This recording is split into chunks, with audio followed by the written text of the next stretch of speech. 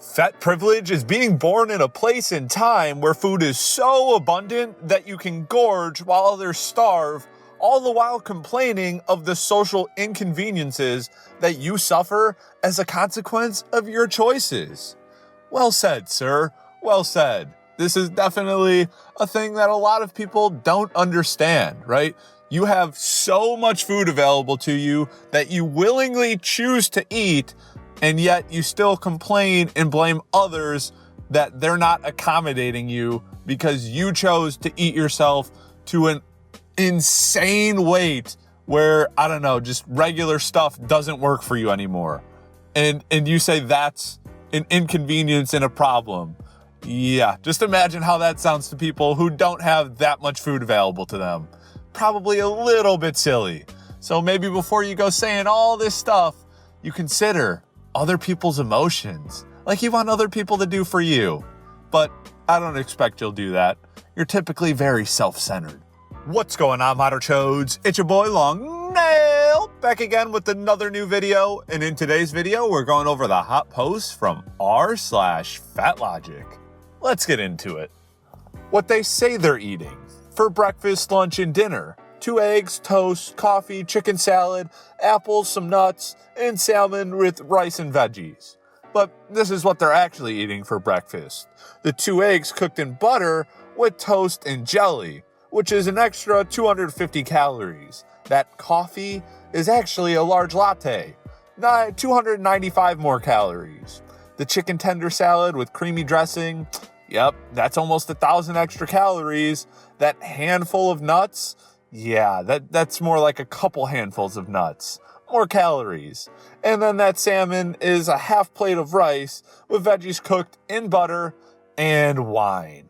Yeah, even more calories. So they go from 1,205 calories, a very big deficit depending on what your maintenance is, to 3,250 calories. So if you say you're eating 1,200 calories per day and you still aren't losing weight, you just might be eating more than you think. So here's how you track every single food you eat. All the ingredients. You cook in oil, you track the oil. You cook in butter, you add the butter. You add cream to your coffee, you track the cream. You use ketchup, you add the ketchup. All of these little things that people who say they track don't track add up to tons and tons of extra calories.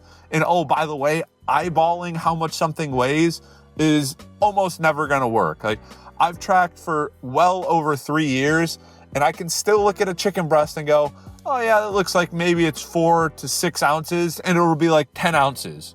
Or it'll be like 3 ounces. It's just like, you think you know what you're looking at, but then you really don't. So weigh everything, always, until, I don't know, you start losing weight, because if you're tracking properly, trust me, you'll lose weight if you're in a calorie deficit. The problem here is nobody tracks properly. Intuitive eating ruined me. I'm so angry at myself for buying into the health at any size movement. It's been a 1.5 year long binge, encouraged by intuitive eating, and I've gained 100 pounds in that time. Intuitive eating tells you to eat with no restrictions and promises that binging will stop.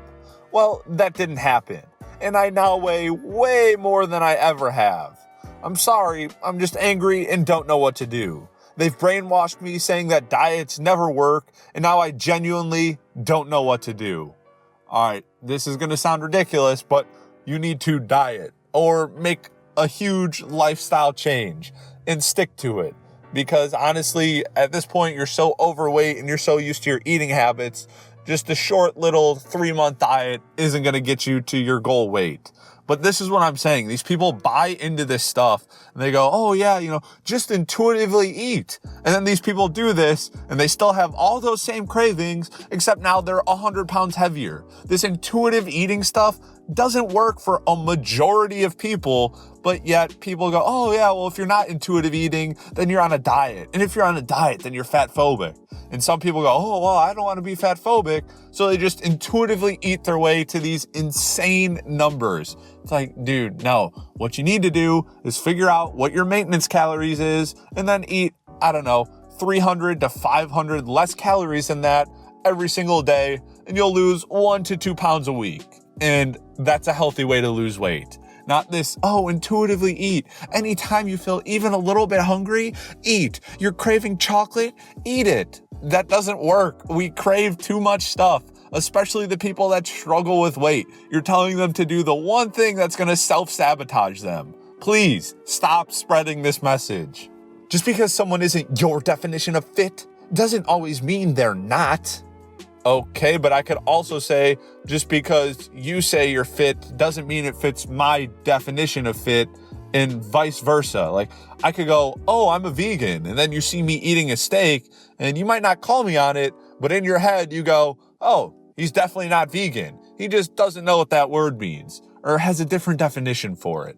And that's what people think when you look like this and go, I'm fit.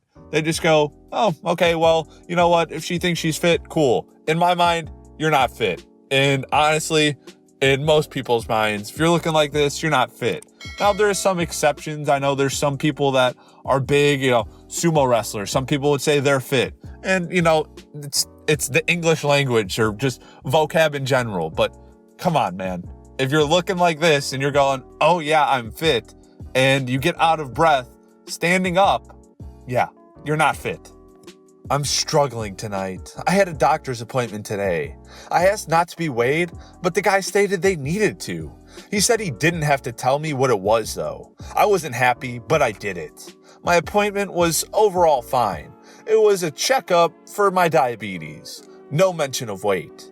At the end, the doctor handed me my after-visit summary, and right there in the middle is my weight listed.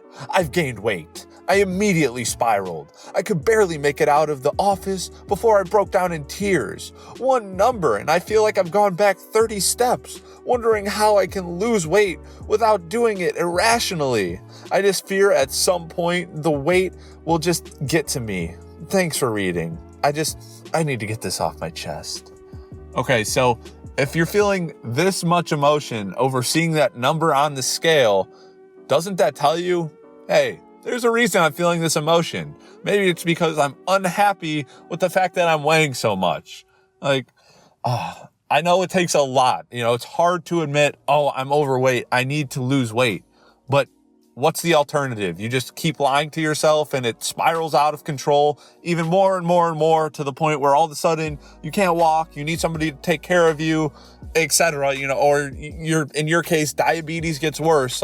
You gotta stop lying to yourself, even though it's hard, and get it under control. And if you can't find that within yourself, seek help from somebody else, some outside source, family, friends, therapy, whatever, because your health is something you need to take very important, and lying to yourself isn't taking it importantly. It's like people don't know there's more that causes fat besides food. I have PCOS, and I have a hard time eating as well. I force myself to eat. I'm the same. I eat once to twice a day. Not even bad food. I only drink water and still way overweight. Always have been. Yeah, I'm 21 years old, okay? And I'm overweight as well. I agree with you, and same as you. I don't eat much, and I'm sick at the thought of it as well. Okay, so this is a classic case of, let's just find anything to blame other than myself. I get it. It may be harder for you to lose weight, or your metabolism may be worse than your friends who seemingly eats whatever they want when they're around you, and they're still skinny. But does that mean that they're responsible for you not losing weight? No. You're the only person responsible for your weight, and you're the only person that can change it. And the only way to do that is to change your eating habits. These people that say, I only eat once or twice a day.